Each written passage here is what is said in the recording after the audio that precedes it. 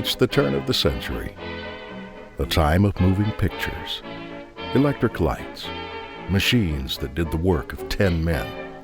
Anything was possible. We didn't know what we couldn't do, so we did it. And there was an incredible sense of confidence that we were at the start of something amazing, something life and world-changing.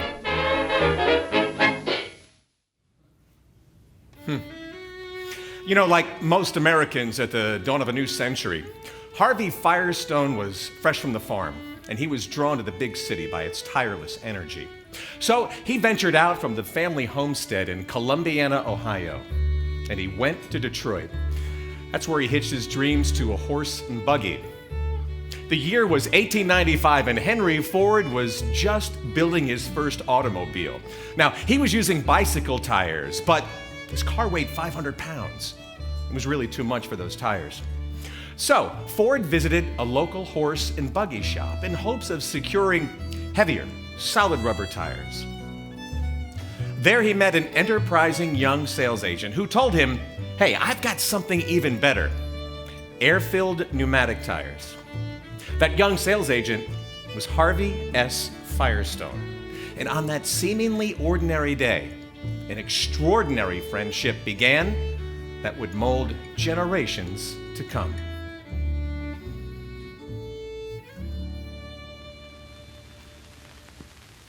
The Depression of 1894 and 5 put me into the rubber tire business. I was a salesman for a large buggy company in Detroit, and they went into the hands of a receiver early in 1896.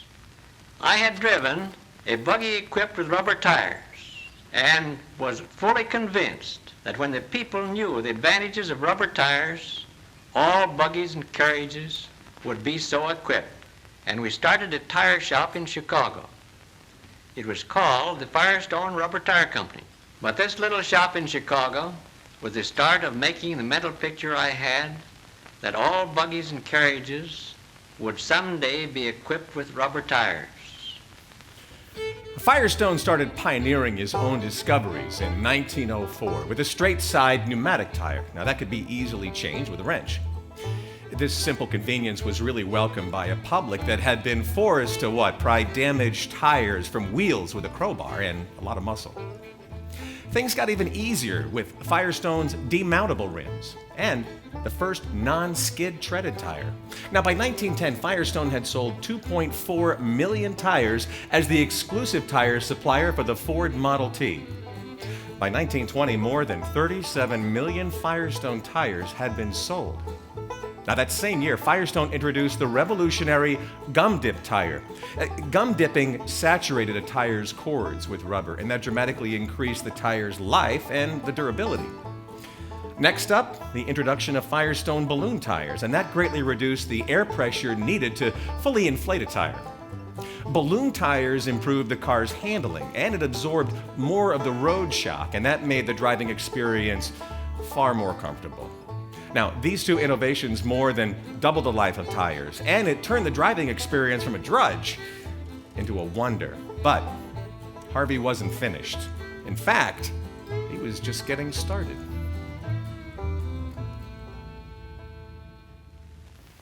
In 1929, we laid a program to manufacture lines of tires. This program also included the establishing of one-stop service stores and the manufacture of additional lines of product such as batteries, spark plugs, brake lining, and other auto supplies. This has placed our dealers and ourselves in a more advantageous position to better serve.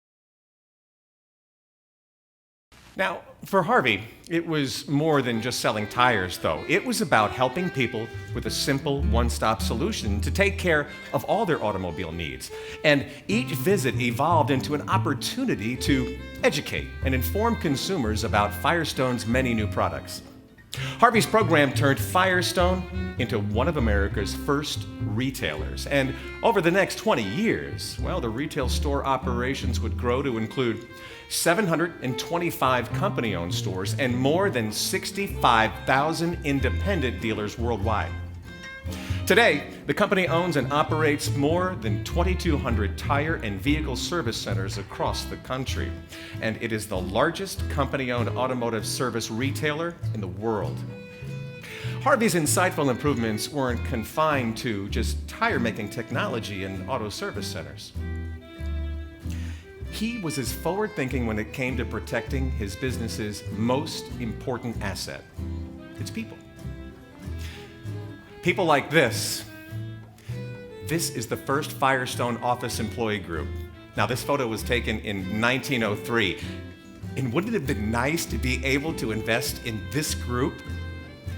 Man, Firestone workers were the first in the industry to work an 8-hour day.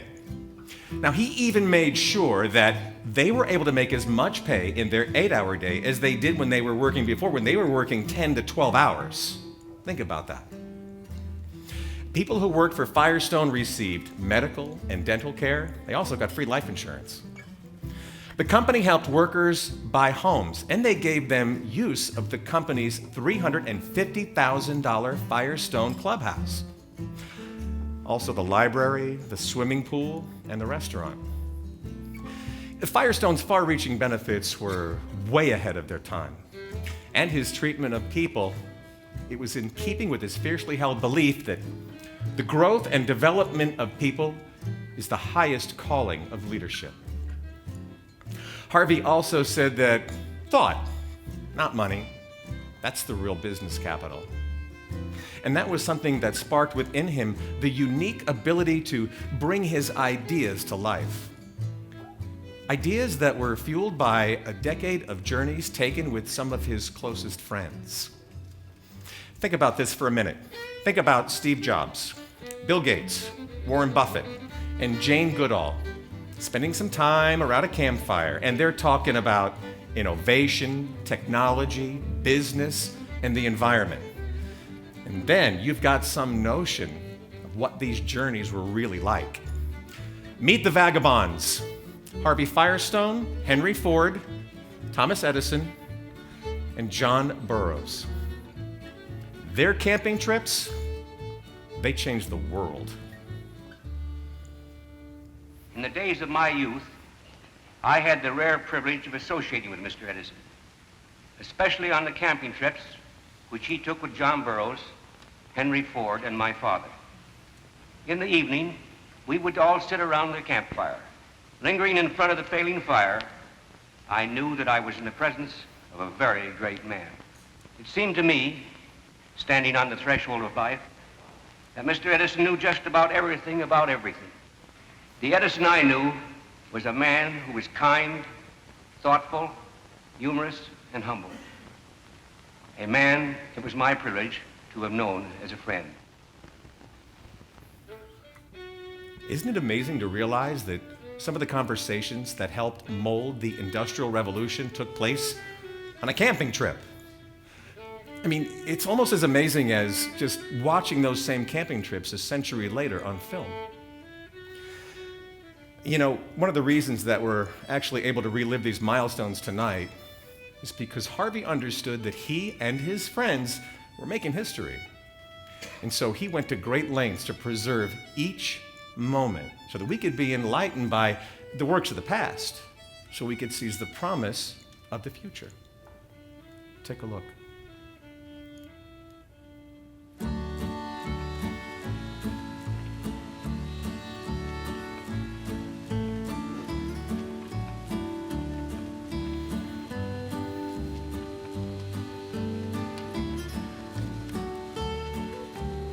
What do you think of the Einstein theory? I don't think anything of Einstein's theory because I can't understand it. What do you think of the sound pictures of today? That's what I think of the talking picture. Yeah. Well, I don't know. I never heard one. Wow. How in the world does a man who can't hear invent pictures with sound? You know, Edison once said that the advantage of being deaf was that it helped him to concentrate on his work. Judging from his work, I think he was right. Of course, we don't know everything that was actually shared during the camping trips, but they certainly inspired America's imagination. And Firestone's vision was broadened as the company would continue to encompass more than just tires.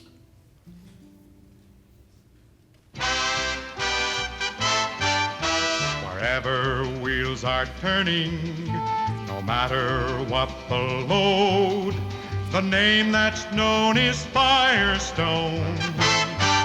Where the rubber meets the road, if you're carrying steel or tilling the soil, gonna visit grandma or looking for oil, for the youngest driver and the real old pro, for a jet to land or a lawn to mow, for moving mountains or for stalking geese, following a golf ball or keeping the peace. Wherever wheels are turning, no matter what the load, the name that's known is Firestone. Where the rubber meets the road. Firestone, your symbol of quality and service. You know, during the 30s, 40s, and 50s, the Firestone brand quickly grew to stand for more than tires and technology. It also became a symbol of service and society. From tire treads to women's lingerie, Firestone never tired of innovation and continued to expand its product line. It also held to a philosophy that stretched beyond the company to include the greater good of the whole world. From promoting more energy-efficient modes of transportation to improving the nation's roadways. But before Firestone could actually move on down the road, the company would have to build a few. Shortly after the turn of the century, my father became a leader in the Good Roads movement. Later in 1918, he pioneered the ship-by-truck movement, which gave impetus to the development of the trucking industry. These two movements were instrumental in arousing the American people to the full possibilities of automotive vehicles and to the necessity of providing an adequate system of streets and highways over which these vehicles could operate swiftly, comfortably, and safely. Firestone's support of the Good Roads movement and its ship-by-truck campaign, well, it not only helped move supplies, it also moved road conditions and the importance of trucks to the forefront of American concerns. And it inspired a Firestone friend, President Dwight D. Eisenhower, to pave the way for the interstate system in America. And that's made us the most mobile nation in the world. In today's age of online shopping and an on-demand economy, the shipping and trucking industry is in many ways the lifeblood of the American economy. And somewhere Harvey Firestone is beaming proudly because durable, reliable Firestone truck tires keeps that industry moving even today.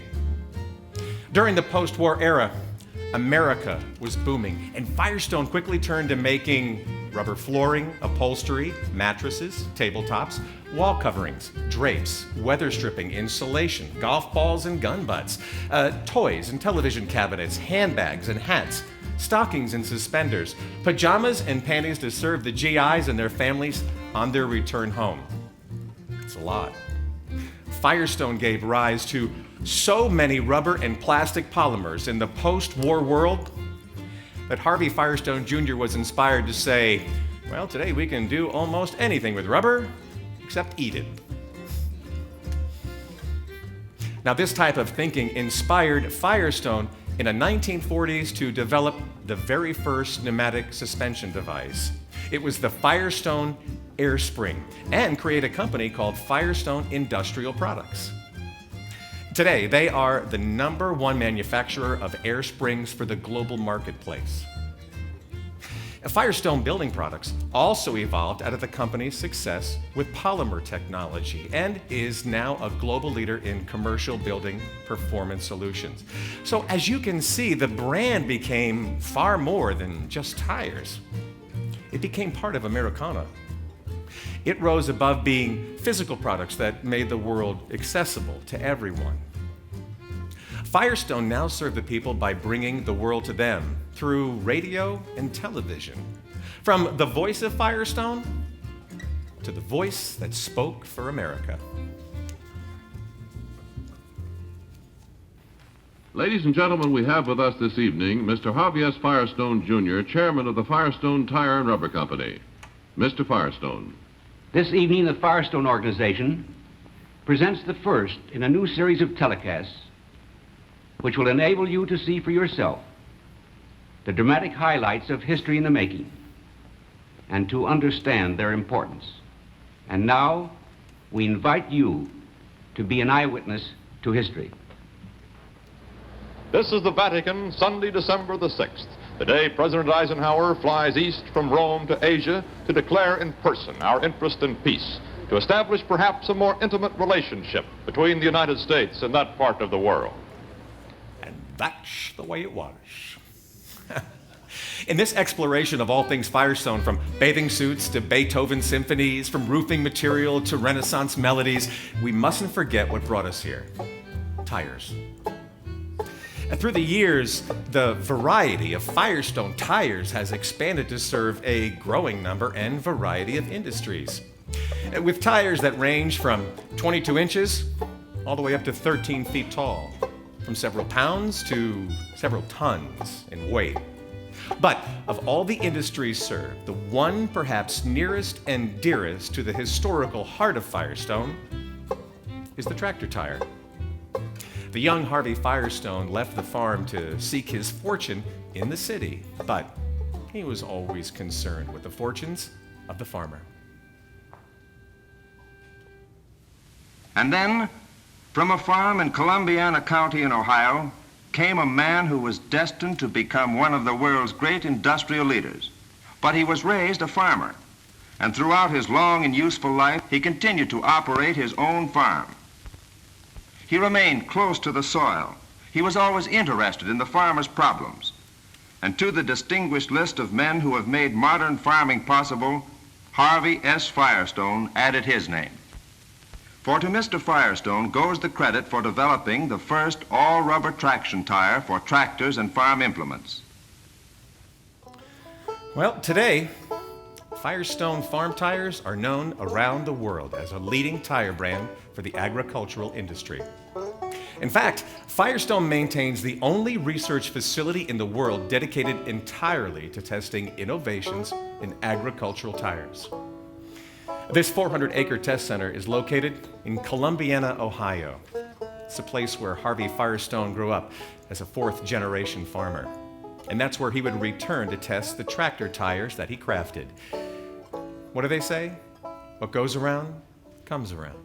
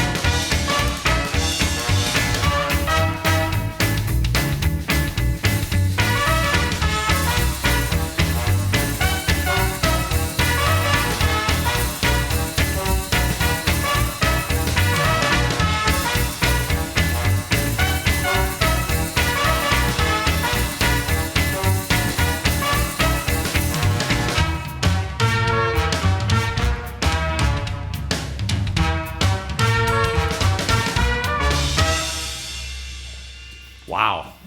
You know, it's no coincidence that many of the great technological innovations of the 20th and 21st centuries revolve around speed. What do we got? Rocket ships, microchips, streaming entertainment, cell phones. So it's only natural that auto racing is a leading American spectator sport, and that very early on, well, Firestone had a powerful presence on the track. From the beginning, Firestone understood that motorsports was the ultimate proving ground where months of ordinary wear are crowded into just a few hours of hard-fought laps. He understood the racetrack, unlike traditional testing grounds, offers the distinct advantage of showcasing the product before a grandstand full of auto enthusiasts. Such was the case with Barney Oldfield, one of America's earliest race car drivers, who fondly referred to his Firestone tires as his only life insurance. Now, no other race or racetrack has proven as important for the quality and success of Firestone tires than the Indianapolis 500 and the famed Brickyard. Firestone was there for that very first race in 1911 when driver Ray Haroon won the inaugural 500-mile race aboard his Marmon Wasp, outfitted, of course, with Firestone tires. In 1928, Lou Meyer won the legendary race and became an icon himself as the first driver to drink milk in Victory Circle.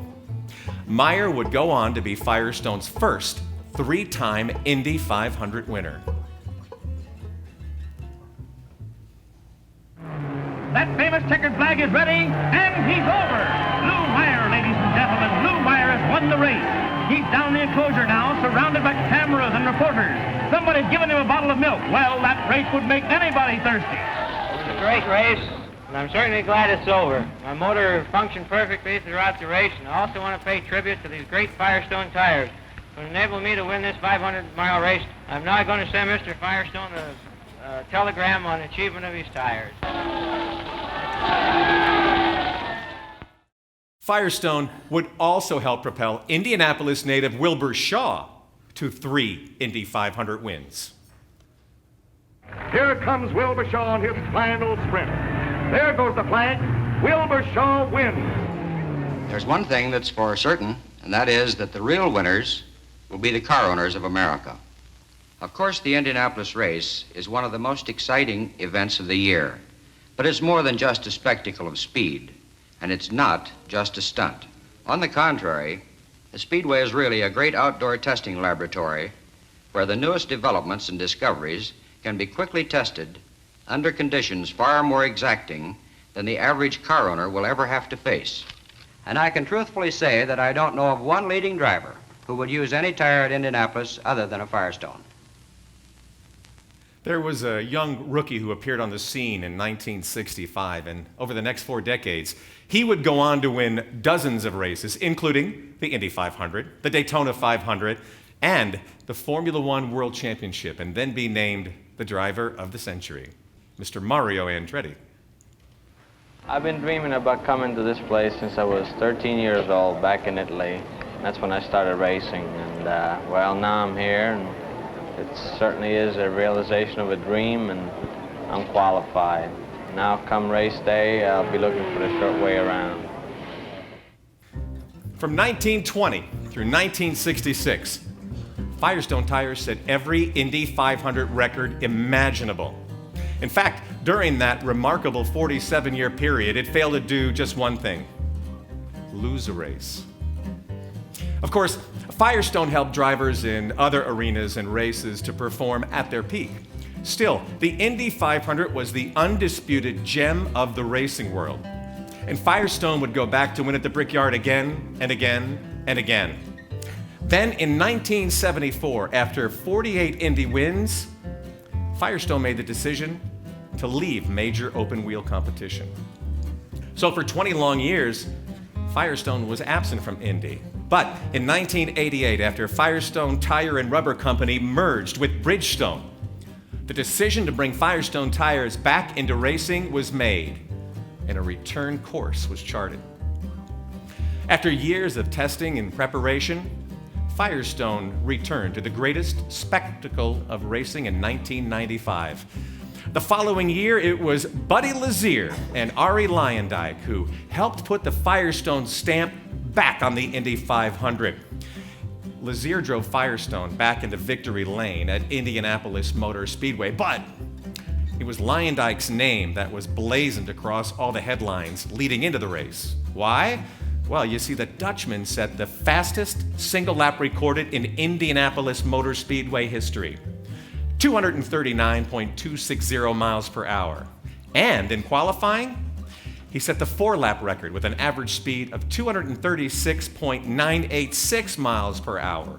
And yes, both those records still stand today. Since 2000, 10 different drivers from 5 different countries using 4 different types of engines have won the Indy 500. And they all had one thing in common. Yep, Firestone Tires. So,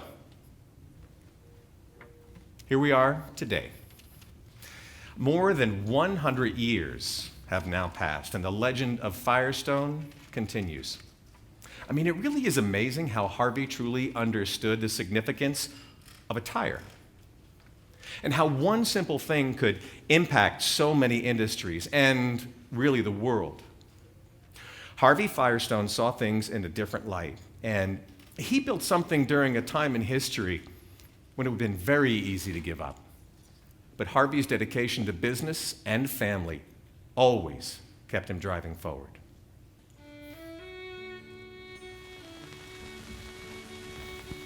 I've devoted my life to my family and to my business. I have met and surmounted many difficulties, having passed through 3 or 4 worldwide depressions. And I've found that if we have the right attitude and courage, we can often turn our difficult problems into advantages. But we must not let these difficulties discourage us and build for ourselves imaginary troubles that are difficult to overcome. Again, Harvey had it right. Sure, there have been ups and downs along the way, but that's what it means to be time-tested, and Firestone is a brand that has stood the test of time. Ultimately, any challenges have made Firestone stronger than ever, a trusted global tire brand that is built to last, serving the people of the world both on the road and off. And still, the wheels are turning at Firestone, fueling the race to dream more, to dare more, and to do more. Ensuring the best today is still better tomorrow. Thanks, Harvey.